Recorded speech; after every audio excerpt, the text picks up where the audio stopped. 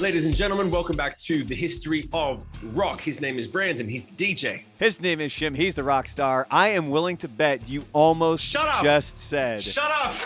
The history of rock. That's why you paused. You noticed me with the history of rock.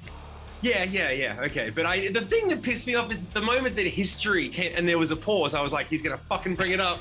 He's going to bring it up. I do the same thing, man. I do the same thing. I'll promote this. Because we had the same thing. Welcome to Rockstar 101. His name is Brandon. It was like it was like a one sentence. There was no spaces in between. But anyway, this is going to be really funny when this podcast blows up and people go back and go, I want to watch Pearl Jam's 10. That's one of my favorite records. And they're going to go, what's Rockstar 101? They're going to have to go back and find it because we keep talking about it. Yeah. Just because we can't get the name right. Anyway, so yeah, as Shim mentioned, if you're watching the video version of this, you can look right above my right shoulder. We have the Pearl Jam 10 album right there because we'll be covering the next couple of episodes. You're pointing in the wrong direction, Shim. The next couple episodes, we're going to be covering Pearl Jam's 10. Previous episodes, we had Mother Love Bone, and then we went into Temple of the Dog, and now, of course, Pearl Jam's 10. And the first things I really want to get to here, though, is that some current news. Mark Lanegan passed away. I wanted to bring that up because he was one of my favorite singers from the grunge movement, I guess we can call it that. He was the voice behind the Screaming Trees. He had also worked with Queens of the Stone Age. And another one of my favorite bands, Mad Season. So Mad Season was kind of a super group that had Lane Staley on the vocals. And Mark Lanegan helped him out on a few things. And when they were going to record a second album, it got to the point where Lane Staley kind of bounced out.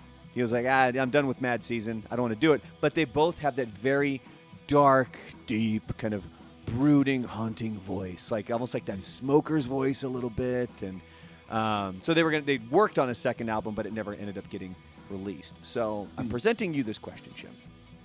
So this episode, me this question. I am presenting you this question, and you know what? I'm presenting this question for anybody listening because you can be listening to us here on Spotify or Apple or Google, or more importantly, you can be watching us on YouTube. You can watch on Shim's YouTube channel. You can also watch on my YouTube channel at The Real Brandalorian, by the way. So go follow me and watch it on my channel. I want my numbers higher than Shim's. Doesn't matter. Anyway. So that's why his picture is bigger than mine, by the way. His picture is slightly bigger than mine, if you've noticed. No, it's why zoomed in more. Oh, I was gonna say that's why. Or is it wider? There's a nice big shiny spot because I got a new light up here, so it's to accentuate. Because Shim, remember, don't forget to do this. Grab the attention. Grab the attention. Put your hand up in front of the camera. Let's get back to it. What's your question? Back to the question. And so for anybody, if you're watching this on YouTube or if you want to send us a message on any of our social medias, the next episodes after Pearl Jam's 10, we're going to be covering Soundgarden's Bad Motorfinger. After that, I haven't had any plans. I've been kind of waiting to see how everything maps out. And with Mark Lanegan passing away, I was kind of thinking we should go with Screaming Trees. So for anybody who's listening or watching this, comment. Let us know if you would be cool with that. Shim, what are your thoughts on that? I mean, Bad Motorfinger was one of my seminal records. You're never going to get me to vote out that. Well, no, you're not voting out that. We're not talking about that. It would be after Bad Motorfinger. Well, here's the thing. This is the thing that I love about this podcast now. Like 10, I jammed this record. Everyone jammed this record relentlessly, right? You know every song off the record. Mm-hmm. Same thing with Rage Against the Machine's first record, Nevermind, Bad Motorfinger. There are certain records that are like that. Siamese Dream. You know, there are records that I'm really looking forward to going back to and deep diving and going, man, I remember this thing, remember that thing. There's other ones like Screaming Trees, for example, I never got into. That was not a band that I was into. So then I got to go back and listen to it just so that we can talk about it and go, and discover all these things. So I'm in a unique position. I'm not really too fussed. I think if I had to choose, I like the nostalgia of going back and listening to records that I've heard as opposed to ones that I haven't, and then all the memories pop up. But that's what music's great for, the sense memory, how it triggers everything. Mm-hmm. So yeah, triggers. And so yeah, I honestly, man, I'm really interested in what everyone comments down below. So please comment down below and let us know your thoughts, because this is just an adventure for us now. Yeah. I mean, I had the first 4 episodes planned out. After that, not a whole lot. Yeah, but not so much. Yeah, so before we get to the album here, too, something else that we brought up on previous episodes is apparently I am related in some way, shape, or form to Glenn Campbell. I finally found out my dad was listening to that episode, and he texts me, hey, this is what the connection is. That's how you found out. Yeah, so It was my grandfather, my dad's dad. His mom was a Campbell. So my great-grandmother was a Campbell. And did you follow you're that? kidding. Yeah. Yeah, sort of. So after that, they went on their own trajectory. Yes. And now have you figured out, does that make you like eighth cousin or something? Oh, it's so far. I'm not even sure what it is, but my dad told me the story of, I guess it was right after my grandfather passed away, which was 2001, I believe, and my grandmother and my aunt went to a Campbell family reunion, and Glenn was there. So wow. I guess that's how it goes down. So now here's my question. That's how it goes down. And here's my question for you. Could you write a song about me being a Campbell? Okay. So, of course, if this is your first time tuning into the history of rock, we're going to take a few breaks every now and then with Shim grabbing his guitar and completely riffing. He did one on Mookie Blaylock, which, of course, we'll be bringing up again here. Okay, I'm trying to think what. Campbell. Let me go to this. Should we try to rhyme it? Hold on one second. Why isn't that plugged in? That should be working. Hold on one second. I tested this. There it is. I don't know why. We're talking Campbell, not soup, ladies and gentlemen. Campbell. Here's the thing. I'm gonna be like, there's gonna be a Campbell reference in there. Hold on a second. I'm trying to think of that. Oh, fucking! I'm trying to think of anything that's interesting. Because here's the thing. I got something for like even flow on the back end, but you know what? Like, now here's what we'll do. We'll come back to it. We'll come back to this because otherwise I'm gonna write something horrible. And I got an idea for something later, but I'll come back to this. Okay. Here we go. All right, we'll come back to that song. So anyway, psych for everyone who's there. Here we go. So we're gonna jump in right here to Pearl Jam's 10. It was released on August 27th, 1991. First single released on July 7th was Alive. Even Flow was then released almost a year later. Oh, here we go. I know what it is. Yeah. Did you know he's related to Glenn Campbell in a minor way? Yeah. He didn't know till his dad. Was it your dad or your granddad? It was my dad. Well, your dad texted him about a week ago. Did you know? Yeah. Crap! I totally meant I need to get my applause machine. Hold on one second here because I wanted to get that so that we can get Shim fully knowing here when he gets his song done. So I'll get this loaded up for the next time that you do one. But yeah, so there you go. Back to Pearl Jam's 10. Yeah. So it was Alive, then Even Flow, then Jeremy.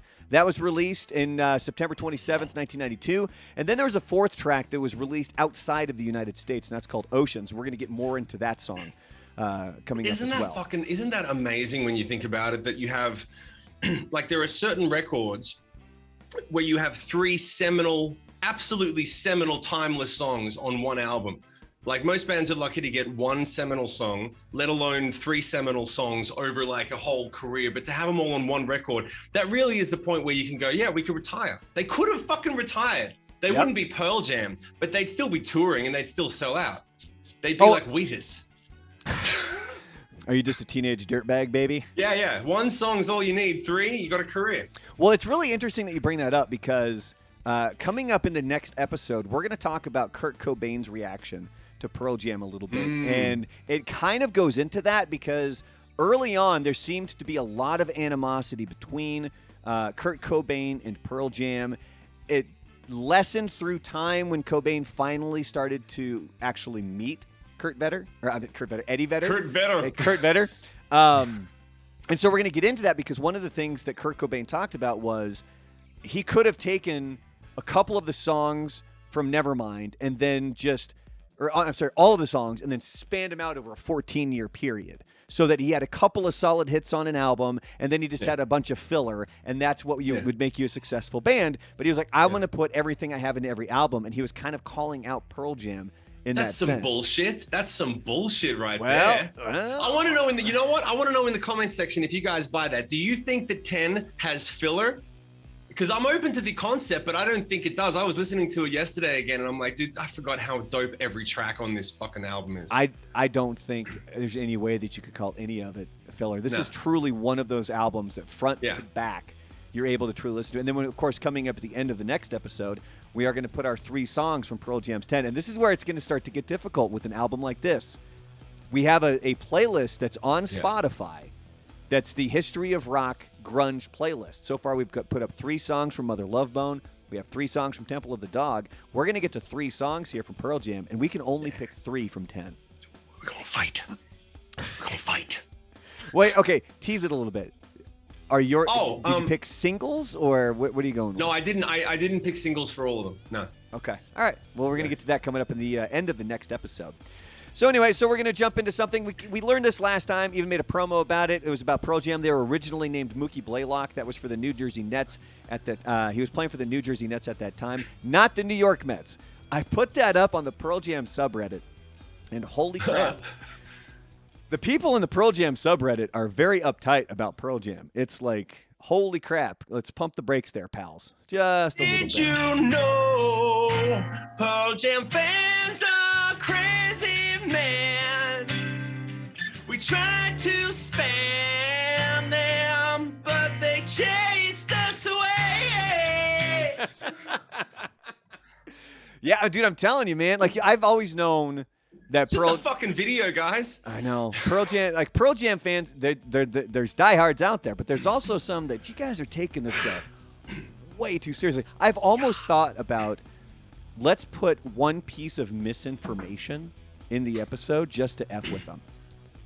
You know what I mean? Like, just do one thing that we know is wrong, that we know they're going to lose their minds. This is what we should do. You say, Even Flow was originally entitled Did You Know?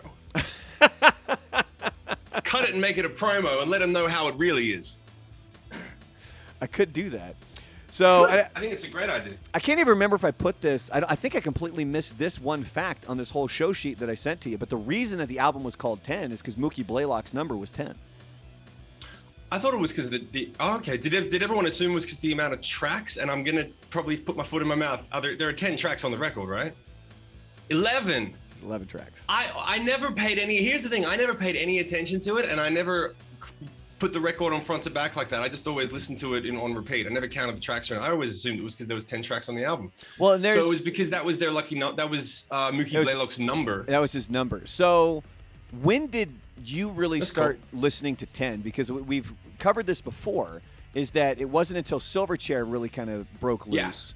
I came in on the 2nd album to 3rd album for almost all of these seminal bands because I'm not an old fucking man like Brandon. So I came in around 95, 96, and my basically it was a year after Frog Stomp was dropped. Frog Stomp was dropped in 94. So by 95, I was buying all the CDs. So I'd missed the first 3 years of all the really amazing shit. Oh. But then again, you're also living half a world away. So did it really even hit that big in Australia? Yeah. No, at that time, in like 91, 92? Oh, okay. Yeah, at 91, 92, here's the thing. In 91, 92, I was like 10 in primary school, so I wasn't paying attention to that stuff. Once I got to high school, and suddenly it all opens up, and everyone's wearing flannels, and people have got patches, and they're like punks and grungies and dance kids and fucking whatever, and there's like, there's all these clubs, and you don't really see that until you get to high school. As soon as high school hit, it was like it was huge. So no, it was massive. It was like I did the same fucking thing. You go and you find some old flannel shirt just so you can tie it around your waist and all that shit. Dude, I had the haircut. I had the one where it's shaved on the sides and in the back, and you let the top grow down over it. We need a My hair actually went down. I do. You know what? I have them here somewhere, and I'll start scanning them in because if you pulled it down, it actually went down to my jawline, like my chin. That's great. Right, awesome. So what was next fact? What was next? Next one. So okay, here we go. By the way, for everyone who's wondering, I have read some of these, but I don't read all of them because I want to, be surprised and have a real reaction for you guys. So Pearl Jam has outsold many of their contemporaries from the early 90s and are considered to be one of the most influential bands of the decade. That's not surprising considering that most of the other bands either didn't survive or took 20-year hiatuses. You know which band I wish had not taken such a long hiatus? Is Smashing Pumpkins. I started to get back into them recently because they're getting relevant again. They're doing more stuff on social media. And I'm like, these Smashing Pumpkins, I'm looking forward to getting into their records. But Pearl Jam was one of the few that's been releasing records consistently for, what is it now, 30 years? 30 years. Go back to 1991, and they're all great. And they're all great. They're still, say what you want about like, they're not as loud and grungy as they used to be. I'm like, yeah, but they're still trying. They're writing great music. Like it's Well, it's look, awesome. they made their radio hits. Now they can make the music for themselves. Yeah. Like that's the way that I look at it. They're still going to sell out, amphitheaters. Like they're going to be gigantic forever.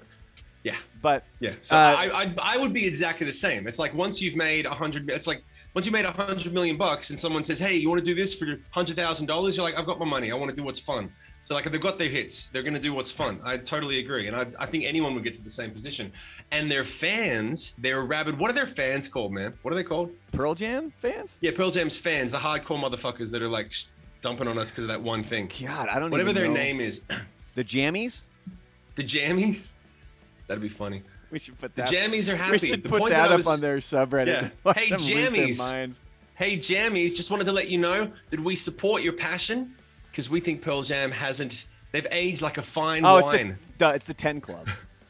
The 10 Club. Yeah. Real creative, guys. We're gonna get every you fucking Pearl. started it, guys. Every you started Pearl Jam it. It's all in fan fun. It's just is rock gonna and hate roll. us. It's not like we're going to war with Russia. All right, what's next? Oh my God. Eddie Vedder, he was the last one to actually join the band. So as we've talked about before, go back to Mother Love Bone, those previous episodes. You had Stone Gossard, Jeff Ament. They had kind of gone and moved forward. They ended up jamming with Mike McCready. They formed Temple of the Dog with Chris Cornell, released that one album. And then Vedder got a hold of a demo tape that had been kind of floating around. And he had received it from one of the, I think it was the former Chili Peppers drummer. I don't know if I'm getting that right, though. Remind me to tell you a fun story about the Chili Peppers drummer. One of my favorite stories about the Chili Peppers drummer ever. Yes, former Chili Peppers drummer Jack Irons. He had this demo that was kind of really just like instrumentals, some reworked Mother Love Bone stuff. That was what became the album 10, essentially. And so he had flown up to Seattle. He was going to audition for the band, and that's how he ended up on Temple of the Dog, because there was those parts that Chris Cornell couldn't sing, or he was just struggling to in that moment, and Vedder just went in, belted it out, and that's the rest was history at that point. To spout up a cliche for you. So he actually flew up there to audition for the band. It wasn't like he knew a guy and they lived around the corner from each other. No, I believe that I think he had sent them a tape back.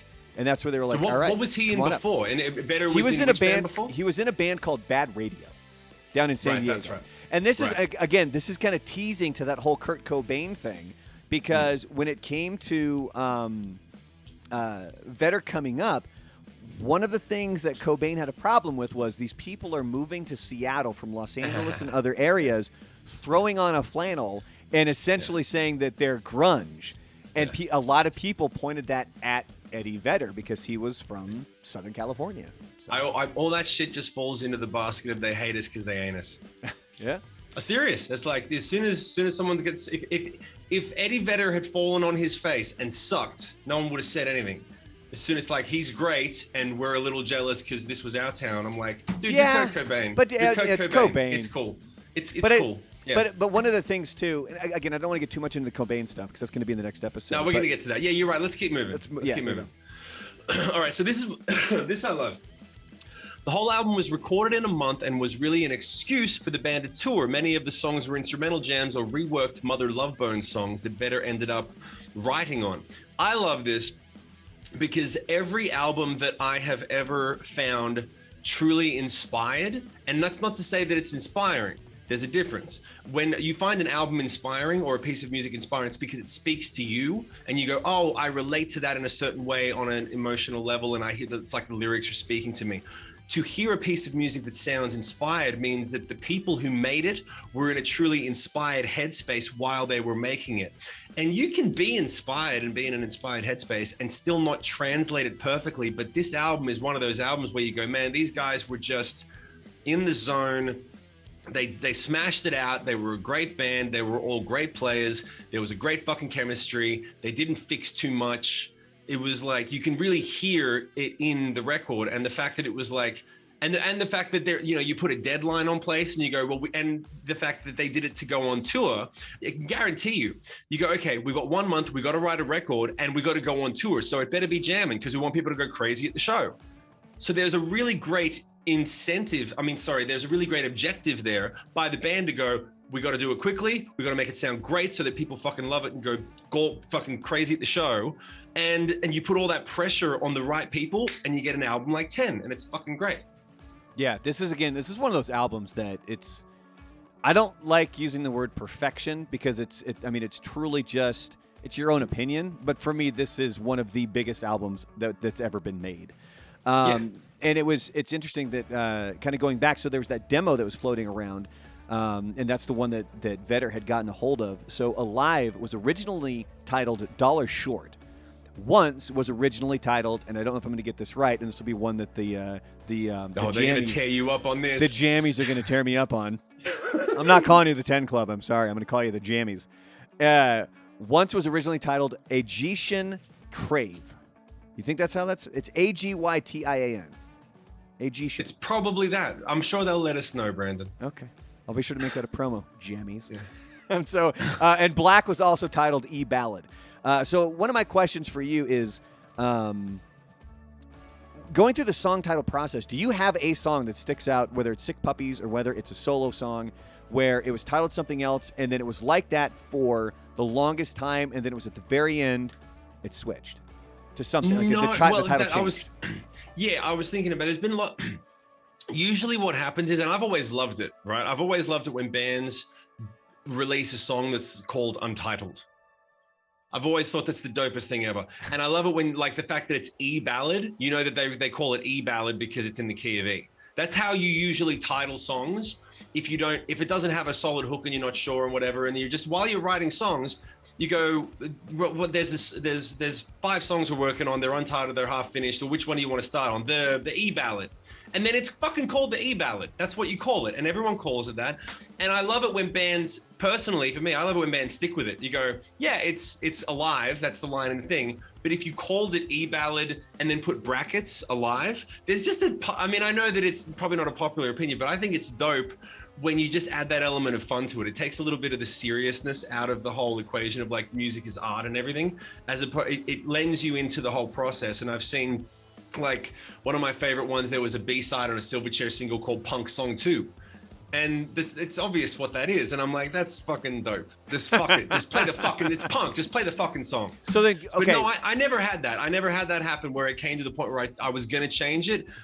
Usually, but that's because with me, usually what happens with me is I'll start a chord progression and a melody. The melody never finds full form until I've kind of found the phrase within the song that really hooks the melody. So the melody and the lyrics work together. And once the melody is hooked to the lyrics, then that's kind of the name of the song. It kind of always sticks. Odd One. I know you love it when I sing Odd One to you. You guys, love it when you you can sing my see it stuff. on his face. If you're not watching this on YouTube, you need to see the look on his face when I sing. We're gonna have to do 3, 2, 1. That's great, man. But okay, so talking about E-Ballad, can you do a song in E right now with the title $1 Short?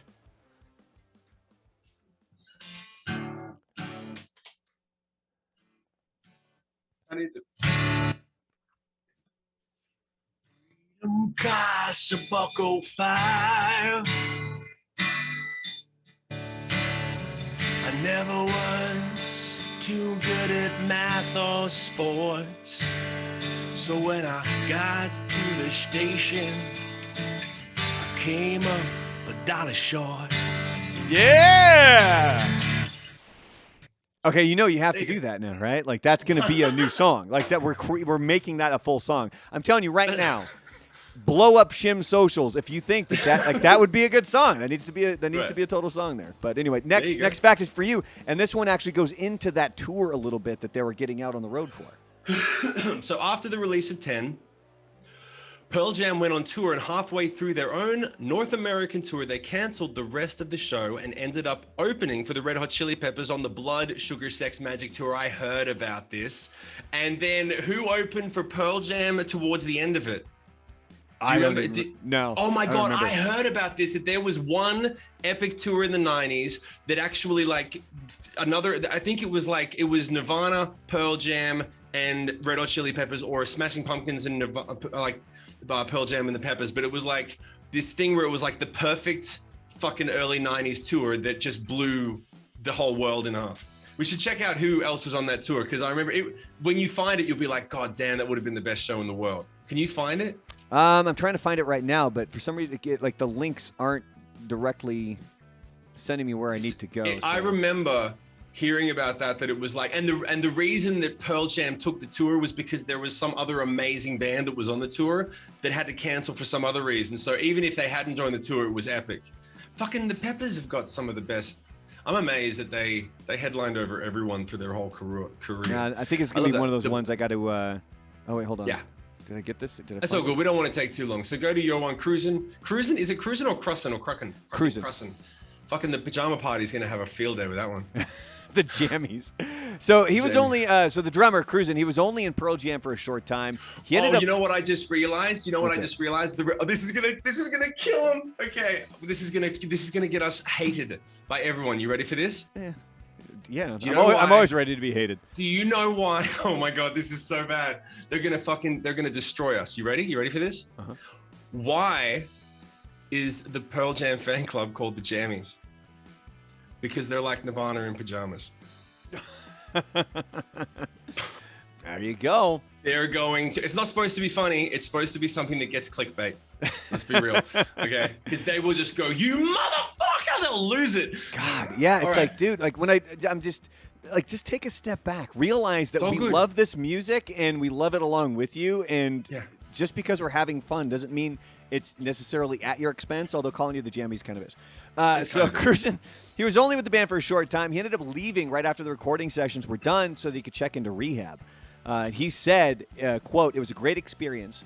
I felt from the beginning of that band that it was something special. They had to let me go. I couldn't stop drinking, and it was causing problems. They gave me many chances, but I couldn't get it together." I mean, so unfortunately, that was really the very brief time that he was there as their drummer. But then ultimately down the road, I believe the late 90s was when Matt Cameron came in, and Matt Cameron, I believe, started with Soundgarden. So you want to talk about a guy that's been able to bounce around and just be a part of some of the biggest acts, man. Well, I think Matt Cameron is people don't underestimate him. I think he doesn't get the credit that he deserves a lot of the time. He is just a phenomenal drummer. Like when you hear the things that he does on Soundgarden records, when he gets his moments, there's no one that can even think about, you can't even put half the parts that he comes up with. He is an amazing drummer. It's not big. Matt Cameron isn't in Pearl Jam just because he bounced over from Soundgarden. He's in Pearl Jam because he's one of the best fucking drummers in the world, straight up. But people don't really think of him that way. They just think of him the guy that was in Pearl Jam, or the guy that was in Soundgarden that's in Pearl Jam now. But no, I remember one of the first times that I ever paid attention to drums was the first few CDs that I ever got when I got my Discman, my little disc player. And I got not Super Unknown, it was Down on the Upside. And there's a drum roll on Burden in My Hand that I would just rewind it over and over again just to hear that triplet, boom, this fucking snare roll that he did that was just perfect. And it's just a fucking snare roll, but I remember looking forward to the snare roll. That's how good he is. Anyway, I found out my thing. Hold on, I found out. Go. So that tour, the Red Hot Chili Peppers, Pearl Jam was the opening act. The band in the middle, the Smashing Pumpkins. Yes, that's right. Imagine that goddamn tour, man. Dude, Holy that would crap. be amazing. At that era, it was like 93. And again, I've said this on this podcast. That would have been 91. I said this on this podcast. I don't even really like the Red Hot Chili Peppers. I saw them live, wasn't super impressed. I've never been a big fan of their music. I mean, I dig it, but it's not necessarily anything that I've gravitated towards. But to see that in that moment would have been just amazing. One of my favorite stories about the Red Hot Chili Peppers, and then we're going to get to my next point, which Brandon has written for me. My favorite story about the Red Hot Chili Peppers is that when they auditioned Chad Smith to be in the band, he was a hair metal dude, but he played like Chad Smith. So they loved him, and they said, "Hey man, we've done the audition. If you want to be in the band, come back tomorrow, but you got to shave your head. You got to cut your hair." And he was like, "Yeah, I'll be here tomorrow," but that ain't happening. And they were like, "Dude, don't come in tomorrow if you're not going to cut that shit off." And they psyching him out, and he just walked into rehearsal the next day with his fucking mullet, with his fucking dick in his hand, like, what do you fuck you? Let's fucking play. And they just were like, in the book, I think they wrote it in the book for Scar Tissue, that they respected him. Even they would have respected him for doing it, but they respected him more for not doing it. for being like, dude, just shut up and play. It's more rock and roll to basically give him the finger and say, nah, I'm not going to do that for you guys. But and the fact that they reacted the way they did, but that band has a truly amazing spirit within it. Regardless of if you like their music or whatever, they've got a unique voice, and the spirit within all of their songs is really a very unique voice and spirit. That's the thing. And really quickly too, on that note, the one thing that to get a lot of flack for was when they were on the halftime show for the Super Bowl, and people were like, well, they're not playing their own instruments. My understanding when it comes to the halftime show, the Super Bowl, nobody does it live. Like, it's very rare. You talking about when they were with Bruno Mars? When they came on with Bruno Mars? Yeah, they did their own.